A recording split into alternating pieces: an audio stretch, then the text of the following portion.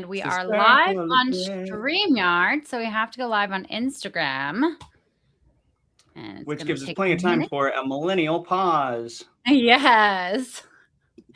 Millennial Curious always starts with a millennial pause. There we go. Yay. Okay, amazing. Welcome, everyone, to Millennial Curious. We are live every Tuesday at around 3-ish, 3:10, 3:20, however long it takes for us to get our shit together. I'm Katie McManus at The Real Katie McManus. I'm Gabby Sharina at Artsy Activist. I'm Ryan Basham at Ryan Basham. Beautiful. And we have some really fun millennial takes for you this week. Who wants to start us off? Shall I? Okay. Yes, you shall. I think we need to talk about the Graham Plattner shit show.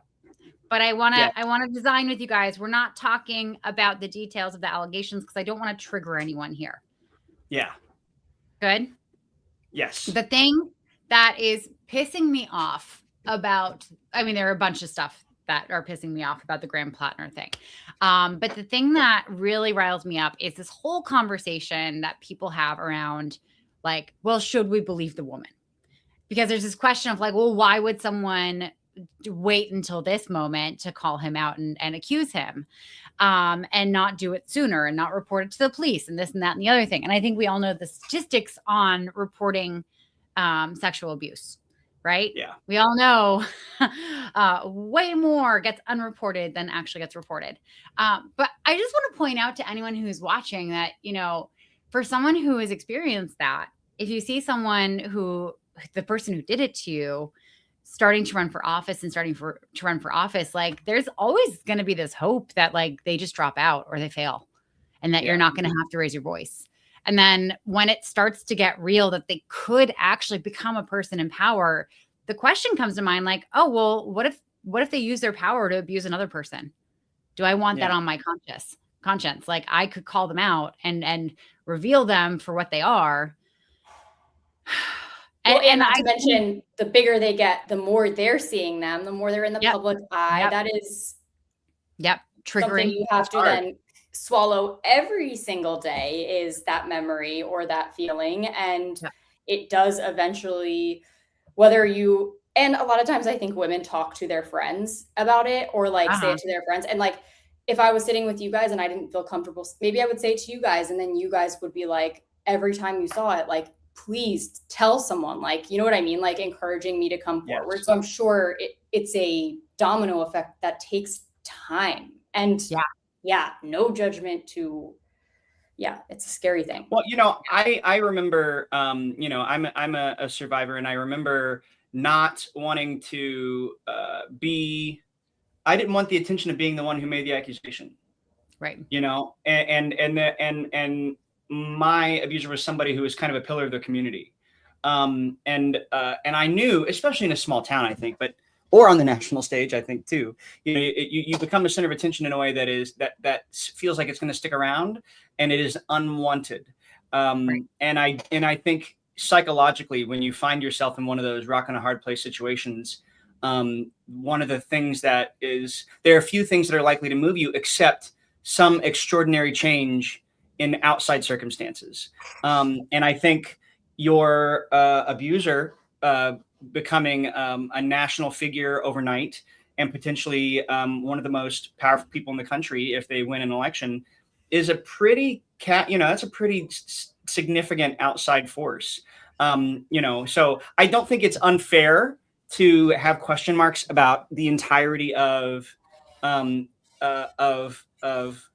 all accusations, period. That I think, it's just math. Inevitably, something isn't going to be honest, but nothing about the way that the timing of this person coming forward nothing about that suggests to me some kind of lack of integrity. It suggests to me obvious, paint by the numbers. This is what happens to a person who's been abused, and this is how they work through it. That's what the common psychology is. So she's following a track that honest accusers follow every day.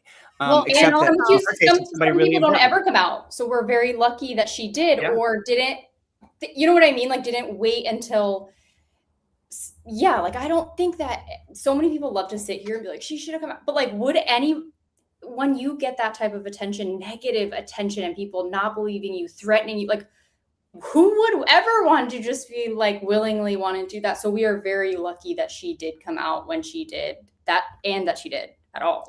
Yeah. Because it would have come out eventually anyway, I think. Well, the other thing I wanted to jump in with is like people are like, oh, it's someone on the Republican side who did this. And it's like the Republicans, if they were going to do something like this and like make a false allegation, they would have waited until it was too late for the Democrats to find someone else to put on the ballot. Yes. They would be way more strategic about when they do that. Agree. Yeah. I think that's entirely true. And I also think, you can't outweigh the might that it must feel like it would be against you when one of the nation's two major political parties have all of their hopes and dreams pinned on this person who's done this thing to you. I think she deserves a lot of grace, I think. If I think we should be more than anything thankful, because as you said, this was almost too late to change who's on the ballot. And I'm grateful that she stepped forward now while we can still salvage the situation, because what nobody wants is for Susan Collins to go back to the Senate. And so, if she had waited, and I actually, if I could talk to her today, I probably would ask her, was the timing of when he could be replaced on the ballot a factor for you? Because I imagine if I were her and I knew that deadline was looming and that it would be, irreversible damage if I waited any longer, I think I would feel more compelled to speak up. Right. Yeah, totally. Right. And this is regardless of what party I'm with. Right. Definitely. And I don't know if you guys how in touch you are with what's going on with the World Cup, but there's a player on Ghana's team who played for, and I want to say it's Manchester United. He did something awful, or was accused of doing something awful, and is now potentially going to get taken from that team. He was still playing for at least a few weeks. Yeah. And I saw a video on TikTok and I thought it was so good. I wish I remembered the name of the girl who posted it, but she was like, I see so many people all the time that say like, oh, accusations ruin a man's life. Really? Well, I'm watching the World Cup and I see multiple men that have been accused and like their lives seem pretty great. And just watching the broadcast, Jameis Winston, like these guys, their lives, give me a break. He's living his best life and he got accused. Like, yeah, there are awful things that happen, but I don't think it can ever be compared to the life of being silenced or even just being a victim at all. Right. Well, it reminds me of like, when Kavanaugh was being, approved for the Supreme Court, and Christine Blasey Ford, I believe, accused him of SA back in college. And at the time, it was really interesting. I was dating a guy who was an FBI agent in the Bay Area. And he was actually one of the agents he was one of the agents who, like, they did a meeting at, I think, the Federal Building in San Francisco, wherever it is. And he was photographed coming out. And everyone thought that, like, she was coordinating with the FBI so they could investigate him. They weren't. The FBI didn't give a fuck at all about the allegations. She was getting death threats. She was getting packages and hate mail and death threats to her home, I think in Palo Alto. And so the FBI was getting involved to help protect her, but not necessarily get justice for her or to investigate the truth of her allegations. So like, in fact, I think we discovered later that was a half-hearted effort anyway. Yeah. On the part of the Kavanaugh, but to the point of what Gabby was saying, like Kavanaugh ended up on the Supreme Court. He's still there. It didn't impact his life at all. What the fuck are we talking about? Impact. Yeah, he's got that job in life as long as he wants it, and he's basically untouchable. Well, and the Right. president of the United States. I mean, the biggest job in the country Yep. is still like, it can't affect lives. Give me a break. No. Yeah. I think what men see is like if like a male school teacher is accused of doing something to children, like yeah, his life is over. If you're like if you don't have money and power or some kind of like talent or skill that makes you special, yeah, it's gonna ruin you. But I think men, when they see these powerful people get accused of stuff, what they do is they project, well, what if I were accused of something and it was false? It would ruin my life. Like, yeah, it probably would because you're not rich, you're not powerful, you don't have a special skill or talent. Yeah, you'd be fucked. But these guys, like, they're fine. Don't worry about them. Yeah, it's not like I don't understand that concern on the part of normal people, and I think as people who are fighting for justice, we should keep in mind what many Americans think and feel when these things come up. If Mhm. it sounds anything like, this is problematic, Mhm. and in fact, it's not just men who would say that. I mean, there are a lot of women who are uncomfortable with this with the exact same dynamic, and I'm not saying that that's right or wrong, but I think if we want our values to win the day, we really should be attentive to what those differing thoughts and opinions are, because we do need to address that in some way. But that doesn't take in any way that doesn't in any way take away the importance of listening to victims and addressing those accusations thoroughly, Right. and especially when it comes to somebody who is about to have a lot of power or already does have a lot of power. There's not a lot of room for error here. Right. So I think there's the psychological game of the populace, and then there's high stakes situations that are high stakes for everyone. Because not only is it high stakes for Americans if we have someone like that in the Senate or the Supreme Court, but it's also high stakes for everybody who has also been victimized. Yeah. That sucks.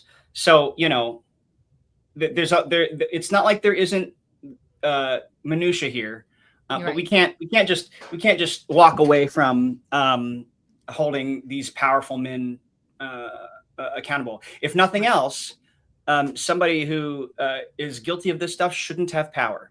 Right. That Period. should be. I wish it were just easier to make that happen, but that's how it is. That's what should happen. Powerful men, men who behave this way should not have power. Yep. 100%. Yeah. See also Eric Swalwell. Yeah. Exactly. Although they do, and they're all over the country, unfortunately. Right. Yeah. And the world. But yeah. Anyway, that's my millennial take this week. The other thing I want to talk about that we can talk about later is that like first grader play that I sent you guys the video of. I'll talk about it in a little bit. But Gabby, you wanted to talk about that was very cute. I just wanted to add in that that's what I'm constantly, all I'm thinking about is victims during the World Cup now. That's like just because of how many but we can move on from that topic. And now that everybody knows our opinion and we feel very serious about that, he doesn't have any business representing anyone. Graham Plattner needs to step down. We need to find another candidate, preferably someone who hasn't assaulted anyone. That's a must. Basic standard. Yeah. Or maybe somebody who found out their tattoo, let's say they didn't really know it was problematic. They went ahead and immediately covered it up. Like, Right. Maybe let's not explain it and keep it. As someone with a Harry Potter tattoo who got it way before she became a transphobe, I'm fully aware that it's like a bad tattoo to have now. Right. And should probably get that covered up. Yeah, I know. Exactly. Right. But that's a Harry Potter tattoo. Like white supremacist tattoos, like that's a completely different story. Very different thing. Totally different. Yeah. He is, I mean, whack. But yeah. But anyway, the US got trounced by Belgium yesterday. They did. I did hear that the sports occurred yesterday. The sports did, yeah. I couldn't tell you what it means. It was one of the biggest games that we've debatably ever had, or at the very least in like 24 years. And we lost to the same team that we lost to in 2012, I want to say, or maybe it was one of the more recent World Cups, men's team too. So the U.S. team is out now? They're out, and they were looking for revenge, and they did not get their revenge, unfortunately. Wow. Poetic for how it happened. Yeah. My husband is the world's biggest United States soccer fan, so I couldn't not root for them. Because I know where you're going to go, Katie. I know. Well, after Trump tried to pull his shit with FIFA to get the red card taken back for that player, like, how could they win? Like, it would have been such a shady win. The thing is, forever tainted. And just some background, Katie. It was not a red card, but Trump did not even need to. Whether or not he called is beside the point. It's the fact that he tried to take credit for it. That's like, or that he tried to call, or you know what I mean? Like it's that alone that is frustrating, because it wasn't a red card, and you know what I mean? So then it's like, okay, now you just have tainted it for everybody, because there were so many people rooting for this team who comes from every part of the world, how it's supposed to be in our country, who have parents from all different countries. Like it was a team everybody in this country felt good rooting for, and then all of a sudden just deflated when he stuck his greasy little fingers in it. Greasy, emphasis on little fingers. Yeah. You know what it reminds me of, though? It reminds me of the men's hockey team during the Olympics. It's like the Trump administration, Kash Patel shows up, and they put these hockey players, they're in this party situation where they're now seen along with these people. It's like the Trump administration is just ruining male athletes for everyone. You know? They need to stay in their lanes, as they love to stay, as they love to say to athletes. Mm-hmm. Yeah, I also, though, I will say I enjoyed, there was an article I saw in the last few days, I forgot where, about Europeans being delighted by American suburban culture, and like how the portion sizes are big, and everything is so big and expansive, and I read that and I thought, I guess this is special to you, but boy, would I rather live in a European city for a million reasons than somewhere where I have access to every chain restaurant in America. Right. But maybe it's just me. Yeah. I know. I'd rather have like healthcare and a safe society, more guns, like that all sounds super appealing, rather real than time off. I'll trade you my cul-de-sac for that. The best is everybody here, at least and I'm sure in your cities too, because of the World Cup being there. So many people are like, how are all these people here for so long? Like, what do you mean? Like, and I'm like, because they have time off, not an hour for when they're sick throughout the year. Yep. Yeah. I was in real time off. So, yeah. And I was talking to this lady from Ghana, and I was like, oh, how long are you guys here for? And she's like, oh, just like 2 weeks. It's a super quick trip. And I'm like, 2 weeks? Like, that's the longest trip I take. What do you mean? That's an indulgence to an American. Oh, that's God. Amazing. Yeah. And if you tell people you're going on a 2 week trip here at work, they're like, like, are you going to get replaced? Exactly. When people visit from some countries where like an American dollar travels a lot further, I'm like, how could they afford a plane ticket here? But how does that work? You know what I mean? Like, I met tons of people from India over the years, but American dollars spend way better than local currency in India. How do average people afford a plane ticket? Well, so prices change depending on where you are. Where you're buying it? So a lot of like the travel hackers will say, okay, cool. You want a VPN for this country if you're buying a plane ticket from here to here, because it's gonna be cheaper. It's a whole thing. VPNs also, because there's something called it's like a new sports started it. It's like they can now not only see where you are, but what you're doing on your phone, like everything that you've allowed your phone to like share without realizing it. they use that. So like if you looked up a concert ticket and then an hour later you go back to that same website, it's called dynamic pricing. That's what it's called. And they're trying to fight it. A bunch of lobbyists are trying to fight it right now. But it essentially tells the computer that you've already been looking at these tickets, or that you've been Googling it, or that you listen to this song a lot and that you would pay a lot of money. So it will up the price. You know what I mean? Yeah. Yes. It's very frustrating. Yeah. I've really tried to embrace the principles of, like digital sanitation and trying to lock down all the ways that, anybody could have access to anything about me that's in a digital form. I think we've gotten so close to authoritarianism already that I feel like finding out that the FBI is actively, hacking and surveilling everyday Americans' devices feels like a logical next step. Like it doesn't feel like something that would only happen in a movie now. And so, all my apps I ask not to track, and I'm trying to find other ways to lock down access to information about me, because I don't have to have anything to hide to worry about that. None of us do. Right. But I mean, I'm enough. If The Handmaid's Tale comes true, I'm already enough. Just living my normal life could be a liability if things get worse. And so, come for me, Ticketmaster, I guess, but you will never know. Well, did you guys see the guy who went to Walmart and he bought something stupid? I don't know, one thing, and he paid cash, and he got an email receipt after the fact, and he hadn't put his email in. He hadn't used a loyalty card. They had facial recognition at his self-checkout.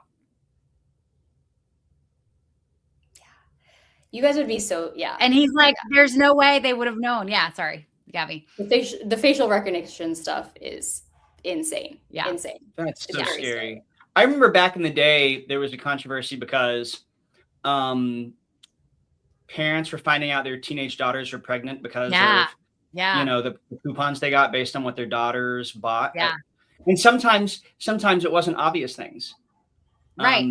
Target. So have you ever read the book, The Power of Habit, by Charles Duhigg? So he has like a whole chapter on this where, this father of a 16-year-old comes into Target, because Target basically will print up custom catalogs for everyone. For everyone who gets their catalog, you got a custom thing. And they've walked the line of it being creepy and it not. So like your custom catalog will always have stuff that they know that you're never going to want. Right? Because they don't want it to seem too, geared towards you, but it is going to have stuff that you need that'll get you in there. And Target has figured out that like when someone's pregnant, like that is the time that like their buying habits can shift, and then they will be loyal to a brand forever after that. And this dad comes in and he's furious and he like slaps this on the desk and he's like, I need to speak to a manager. You guys are encouraging my daughter to get pregnant, blah, blah, blah, because they had all this baby stuff. And they're like, we're so sorry. We'll call you tomorrow. We're going to dig into this. And they called the next day and he's like, okay, I owe you guys an apology because there was some stuff going on in my house that I wasn't aware of. And my daughter actually is pregnant. So oops. Side note, don't shut up at Target anyway. No. For real. But they're not the only ones who do it. Right. Most of the movies I watch recreationally are sci-fi and or like thrillers. And, a lot of those movies feature things like burner phones, like, in The Matrix. Yeah. And so I asked ChatGPT if burner phones were a real thing. And basically it said, sort of, but you have to go buy like a burner phone with cash at a flea market for it to really count. And I was like, I don't even know where a flea market is. I have cell one. phones, or like a pawn shop, I think. Like a pawn shop, technically. Yeah. I guess. I didn't suggest that, but maybe that's.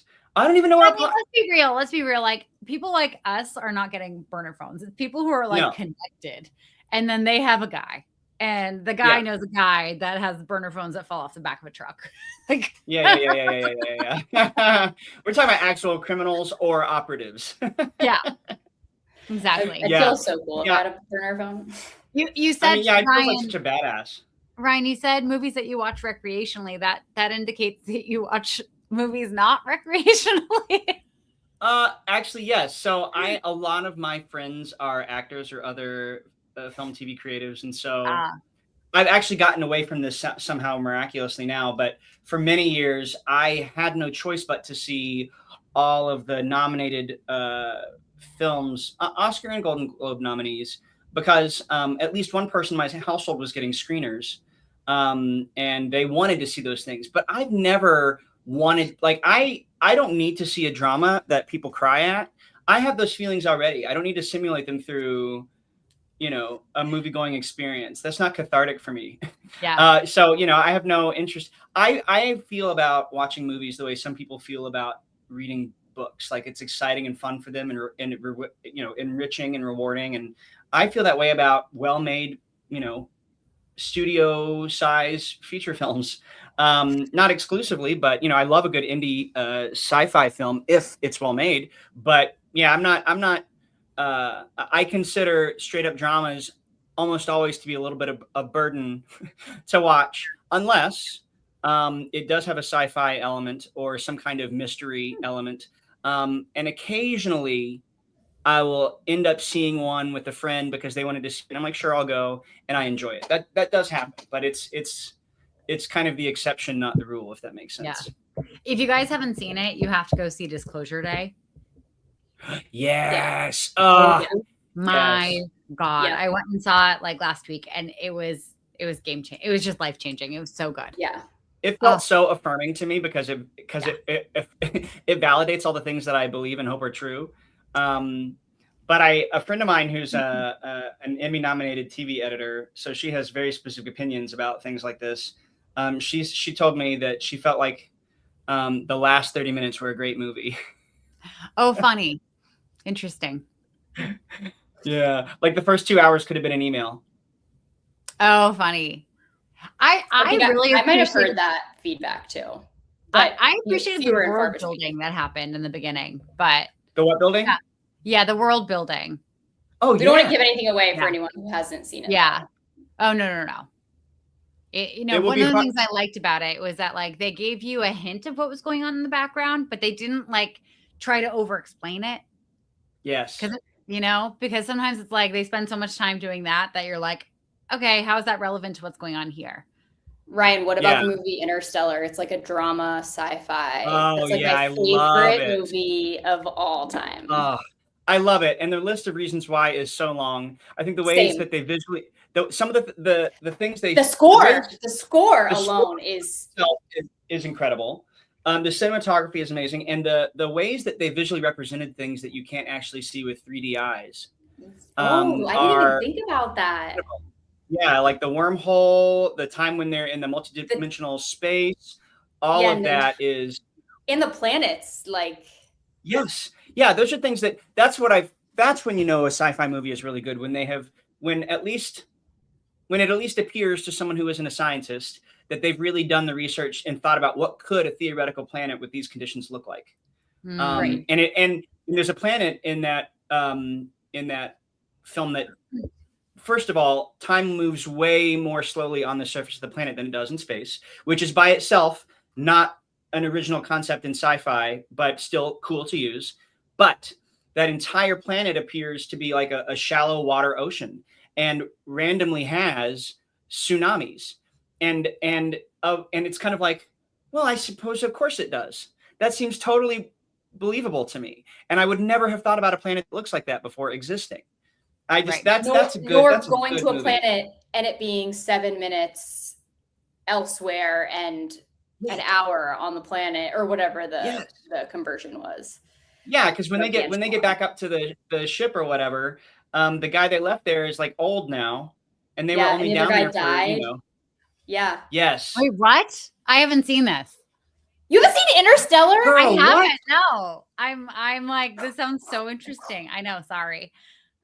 We have to watch it. It'll make you think. No, we have to watch it 3 times. Like, we can't just send you off on your own to watch it. We're gonna have to make you watch it, and then we'll sit down with you and watch it, and then we'll make you think about it, and then we'll watch it again. Okay, sounds great. It will make you really looking forward to that Matthew McConaughey deserves an Oscar.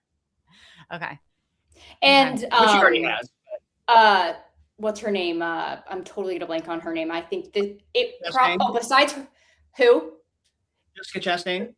Jessica The Chastain, redhead? besides Zero Dark 30, or not Zero Dark 30, she's in another movie that I think is also her best, but she in that movie I think is so good. Really? And Anne Hathaway. I mean, Yeah. what a cast too. It's an incredible cast.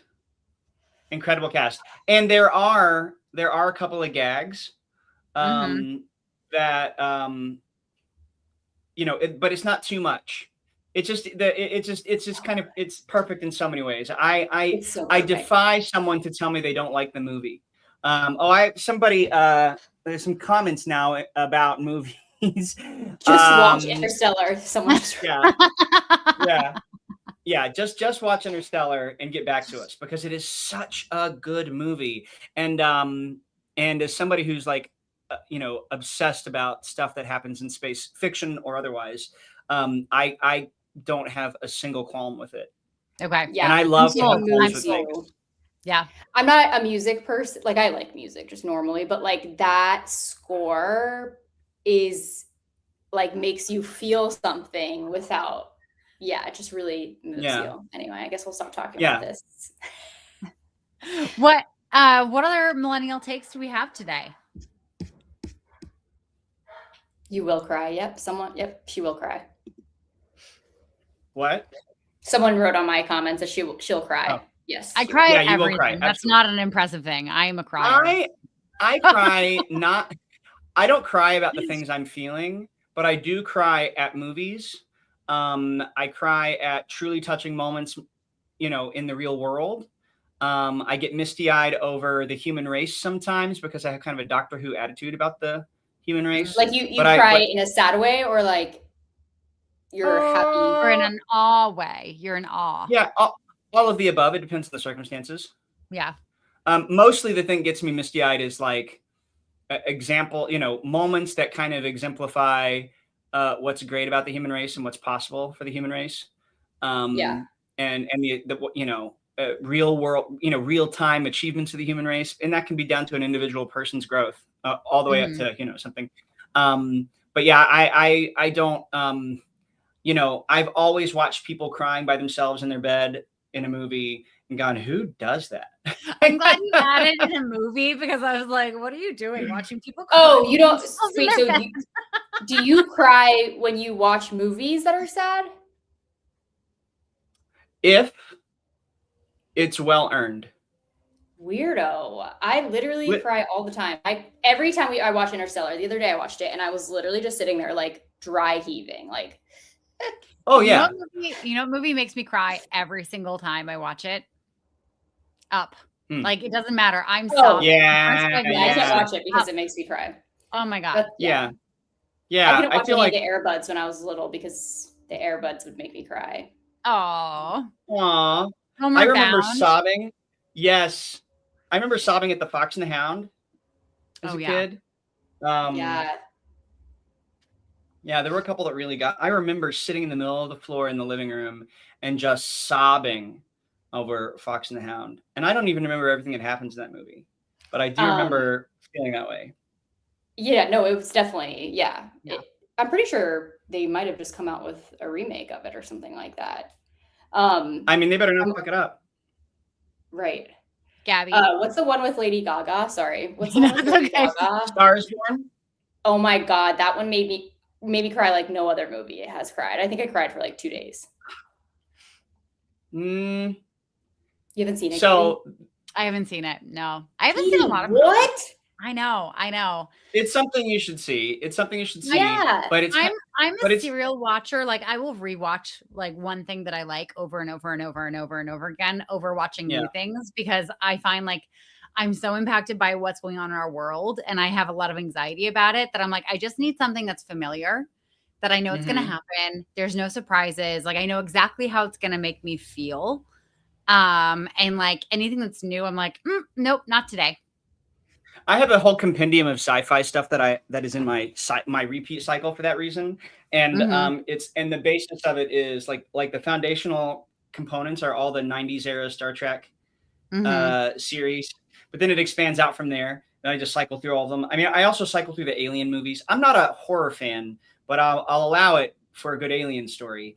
And those are really incredibly made movies. Also, most of them, especially the newer ones, have incredible scores. Signs was one of my favorite first. Oh, yeah. I was so young when Signs came out, and I loved that movie. I can't. Yeah. It terrified me. I can't do horror at all.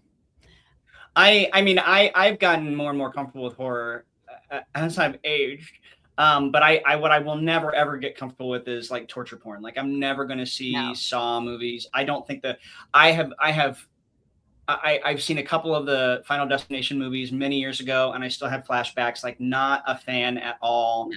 I don't ever want to see someone begging for their life and, get killed anyway. I don't want to see that stuff. I don't want to see people experiencing the pain of torture. I don't want any of it. None of it.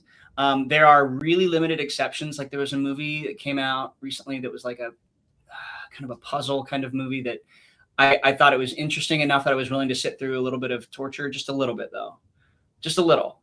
But going back to, speaking of torture, going back to A Star Is Born, the thing I hate is when in a drama, it doesn't feel earned to me. I'm really I just there were things in that movie that were clearly designed to be impactful that I did not feel impacted by. So by the end of that movie, I was a little frustrated. Interesting. I was like, it's because you know too much about the industry. I feel like when you're so in the know and you know what's behind the curtain, it almost like you lose a little bit of the magic. Absolutely. It's kind of up there with Never Meet Your Heroes. Like, it does spoil some of the fun for me, I guess. But I mean, on the whole, on the balance, it's a positive because I also enjoy figuring out how something was accomplished, how they got a certain shot or whatever. But I don't get angry almost ever, but I have gotten very angry at movies before. Someone said gotta go, but really enjoyed this discussion. Oh, good. Well, thanks for joining us. Can we talk for a second? Can we talk for a little bit about America 250? Yes. Speaking of horror shows, do you know how many people ended up on life support because of the heat? Oh my God, I forgot about that. How many? Horrible. There were at least 7 that are in the hospital on life support because they had severe heat stroke. That's also bad planning too, because whether or not there was a heat wave coming, and they should have been prepared for that, and they should have had the right. Well, and I saw someone who's like from Las Vegas, and like we have outside festivals all summer long. Like there's stuff you can do to keep people safe and healthy. Yeah, heat and inclement weather are two of the things that are the easiest to prepare for because they're definitely going to happen. Right.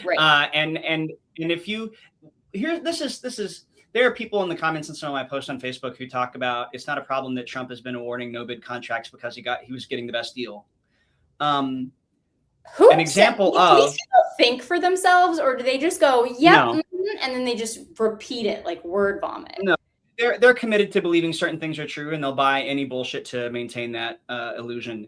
But if that's true, if we're over here saying that the Trump administration or Trump himself is so great at hiring people to do things that no bid contracts are appropriate, which by the way, in almost any job in the private or public sector would get you fired. Yeah. Especially if there's even a hint of a whiff of a personal connection to that person, which in this case there is.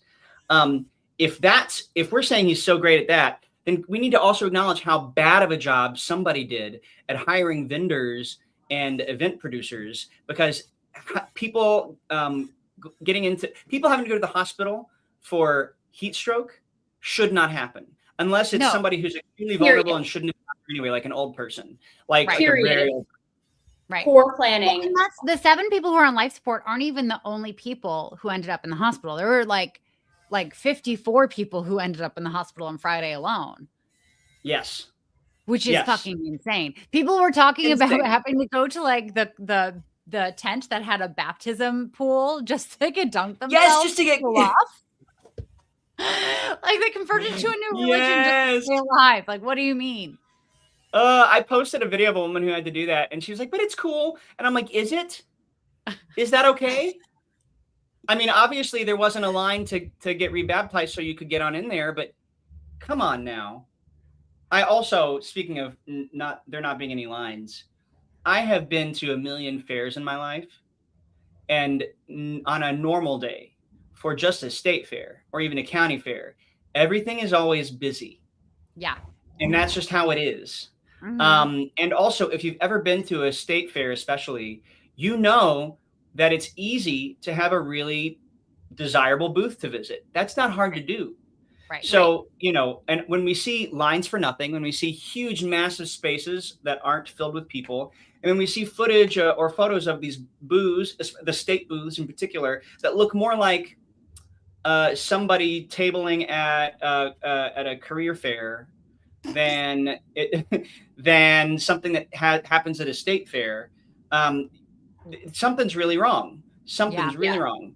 Not to mention, like, there's a difference between, and again, I used to be in this industry, so I know way too much about it, but like, yes, you don't want lines, but there should be people places. Like, it wasn't like, okay, we're looking aerial view and there aren't any lines. There's people congregating and having fun and enjoying whatever. There was literally no one there except for workers and vendors. You shouldn't, if you don't have lines, it should be something you get praised for because you planned and organized and executed so well that people didn't have to wait. There's so many people and you still don't have to wait. Exactly. Yeah. Right. Yeah. And there's just so many things to do. There was nothing to do with this. There was a Ferris wheel. I don't think I saw cornhole anywhere. No. No, because I was thinking there were a few good spots for cornhole. The whole yard was wide open. I may have missed it, but I didn't see any like circus style attractions. Like I didn't see whack-a-mole. No. Or anything like that. No activities. They should have done a dunk tank with Trump. Dunk tank. Yeah, the water would turn orange so fast. And then it'd turn brown. You know it would. Oh, gross. And then they'd have to like get someone to like hazmat. They need to hazmat it. Yeah. Yeah, I help them get out. I wonder how easily his spray tan rubs off on other people. It can't be that easy. It's got to be the best stuff. Only the best. Got to be, right? Only the best. Well, you would think that, but then it's like, how does he not? I mean, who's not correcting the orange tint? Like, how has this not been corrected? There are so many skilled makeup artists in the world that we couldn't have one person on top of Trump's skin tone. They seem to, you know what, now that I think about it, it does seem toned down. I'm sure there's been a changeover, but it's still maybe. If that's true, then the hands thing wouldn't be so obvious. Yeah. I saw a deaf interpreter who created a video yesterday about why Trump has decided he doesn't want signers while he's speaking. And they were like, because he doesn't like the name he's been given in sign language. He's been given 3 names and they all refer to his comb over. It's like this. That's so funny. That is so good. I'm going to have oh my God. Because if you care about, people who use ASL, if you care about the culture, if you're interested in those things, one of the first things you learn is somebody who is deaf will give you a name, but it's symbolic. Yeah. Right. It may include. So mine is, this is an R, and mine is like this because I have red hair. Funny. But right. So the fact that that is, of all the things you could think about with Donald Trump, that's his name, cracks me up. But it's not. I guess he could have asked somebody to give him a different sign. But I was going to say, I like it that's what they gave him. He didn't have a say in it, and that was the community, their choice, and that's that to me is the best part about it. Yep. Mm-hmm. It's not exactly sacred, but it's not important. Also, we could have come up with a few other. I would like to hear the other 2. I know, right? Yeah. But also, it's the thing that makes him stick out. His hair has been a joke for decades. Mm-hmm. Yeah, I mean, visual appearances. Well, everything else. Visual appearances is vital to people who are deaf or hard of hearing. There are so few. When you think about the way that you identify somebody, think about the way they sound, maybe their speech patterns, things like that, noises they make. even if they're not verbal. All of those identifiers go away, and so deaf people are listening with their eyes. So of course, the symbolism of the way a person presents physically is going to be important. Also, sidebar, fun fact: if you want to not be taxing to people who are deaf, don't wear busy patterns if you're going to be speaking in front of them, because those tax the eyes. Yeah, busy patterns. Busy Lots patterns of is in thin like lines. patterns at all, or like is stripes? Like I'm stripes. I love stripes. I think that stripes are okay as long as they're really thick, but like So thin, like basically, you're pencil. saying your shirt is not friendly. Your to No, people. it's not. No. No, it's not. So do what you say, not No. what you do. Exactly. I'm going to be a great father. Yes, obviously. Oh man, Even what do you as I guys think? say- Is Mitch McConnell alive? Are we going to get a weekend No. at Bernie's? Oh no. This is the thing that I've been thinking about the last couple of days. Is it really hurts my heart, because obviously I have all kinds of thoughts about him that aren't charitable. But what's happening to him is Dateline worthy elder abuse. Yeah. Stringing somebody's vegetable body along to meet your own needs. It's like what they do to or- women every day. Yeah. Yeah. With their uterus, as if we're anyway. Sorry. I had to Yeah. go there. Well, Yeah. no, I mean, it's true. That's true. And in a way, there's poetic justice in that for Mitch McConnell. But I think at the end of the day, in the twilight of anyone's life, I don't think there's anybody who doesn't deserve a little bit of dignity in the twilight moments of their life. I mean, I don't feel that way about Donald Trump, but anybody else. I think, once you become incapable of being who you were when you had your shit together, you're no longer that person, I think, anymore. And then you become somebody who should be, the stewardship of whom should be something that is important and paid attention to and cared about. When my mom died, there was the option to keep her on life support for a long time. When my grandmother died, same thing. And I've lived through a version of this, and gosh, it just feels so cruel and so wrong to string an old person along that way. I don't know if I believe in souls or not. I don't know if I believe that you stay anchored to your body until it expires. But gosh, if there's even a remote possibility that that's a thing, what a cruel thing to do to somebody. And I have a hard time believing, maybe he would be down for it, but I have a hard time believing that, he would want this. And I heard today somewhere that there is some kind of deadline that they're trying to, there's a date in August where that if he's still alive by that date, it allows them to kind of jerry rig an election for his replacement. Right. Right. Well, and I heard the fear was they didn't want Thomas Massey running for the spot because he's very popular. Yeah, I mean, and I don't blame them for behaving cynically like that if that's what they've always done, which they have. Right. But gosh, it's so hard for me to imagine that he would be. I don't know. Maybe he's cool with it. Maybe he was like, "Hey, before I was going to say, check out." think, first of all, you're a much better person than I am. I'll say that.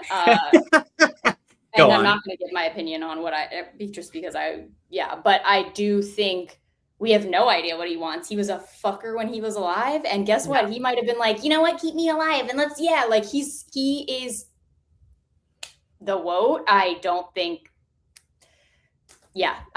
anyone should suffer. Absolutely. But whether or not he would have wanted this, was out of control with everything else. So I don't think anyone can speak to that. Yeah. But you are a better person than me, Ryan. Well, that's kind of how I am about the human race thing. Like I somehow manage to treasure virtually everybody. Even if that's not, I mean, there are people that's a good quality on paper hate, but so far it's stuck. I don't know. I guess I could get to a point where I lose track of it, but I mean, I try to stay that way because it's so easy for me to be negative and cynical about so many things. And I really, I feel like my time on this earth is going to be such a brief little blip. I mean, human beings as we exist today have basically been around for 50,000 years. My lifetime is not that important. You know, so I think more about, you know, in the big picture, what can I do in my brief little time that might make things move the ball forward a little bit for my species. And I think I would like to see us get to a place one day where we're all compassionate about each other, even if we don't feel like everybody deserves it. But that's hard and not necessarily. It's hard. I totally agree with that. Yeah. We're not there today. We're not there today. But I'm not there with Mitch today, but thanks for the I mean, don't get me wrong. Fuck Mitch McConnell. I know. And I hope he's paid plenty of prices for his choices, but yeah. I'm just so great, you guys. I'm like, I'm so incredible. You're basically Jesus. Go me. Hop off your moral high horse whenever you want and come down and tell us how the weather is. And you know. Okay, great. I will. You know what? It's perfect. It's fucking perfect. So are you. No, I know. I think this is a great moment for us to wrap up before we turn back into petty bitches. Yeah. Joke's on you, Katie. I've always been a petty bitch. Yeah. I just want to finish with a reminder to anyone who's watching. If you care about the world, care about our country, you care about democracy, a great way for you to protect it is to sign up to be a poll worker this November.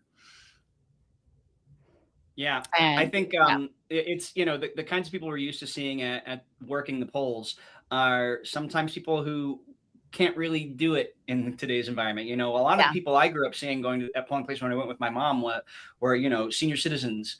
You know, and I feel like there are going to be fewer senior citizens working the polls this time around. It's not nothing to give of yourself in that way, especially today, but it makes a big difference. And if you're concerned at all about our democracy in any way, it's working the polls is an excellent way to do your part to maintain our democracy and hopefully improve upon our democracy. Because if our system of voting falls apart, guess who benefits?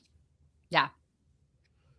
Well, I think, you know, we want people who care about democracy actually working, and like you can have like a very, very real impact of keeping our votes safe by being the people who are counting them and having integrity while you do it.